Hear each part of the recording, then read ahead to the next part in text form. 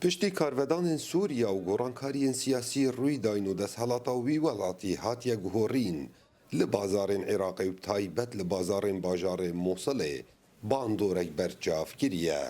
Wekû hawlatî dibêjin ku bazar xav bûye û xelek wekû caran pêdawîstiyên rojane nakirin.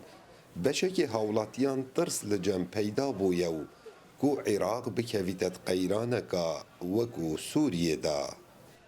هذا الموسم يعني موسمنا حيل مضغوب والحمد لله نحن عدت يعني عدينا اف ورزه ورزیکاریه لگلک لاوازه و ما بوران چه حالکی بیت خلق بیجن پارکیم بویا مکالا ج سوریه هاورده کرن لپشتی سوريا جناف چوی ام جلو آبوری و جناف چوی. أما بالنسبة للأشهر السابقة لا كانت الحركة زينة يعني أثر يعني كان أكو حركة أكو بيع وشراء مهن در بازبوی کاری باش بو کرین و فرتون هبو لی اوه مهنگلک لاواز بویا سبارت کارودان سوریا کاریگری خود زیادتر جلو امنی هیا و ترس لجم حالاتیان درست کیه جبر کو پارزگاه ها نینوا نزیکترین برجار جبو سوریه.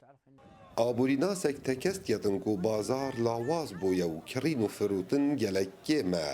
Lê ew pitirt exte pal hikûmetê û desthilatdarên vî welatî ji ber ku bi planên zanistî dahatê Iraqê xerç nakin. حقيقة ليس هناك تأثير خارجي على الاقتصاد في العراق لكن راستی چه کارتگرین درگی نینن لسر عبور عراقی بتن نافخویه جبر کو دا کفتن عبور عراقی جبر گورانکاری نافخویه و لوازی ریفبرنا ولاتی و ناکوکین سیاسیه. هرچند عراق خودان dahateke zebelaha û rojane qebarekê zor ji neftê difirûşît.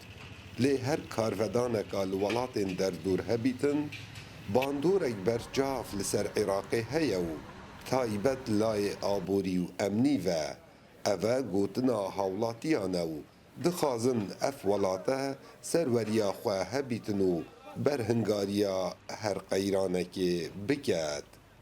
Kawa Umer Dengê Emerîka, Mosul.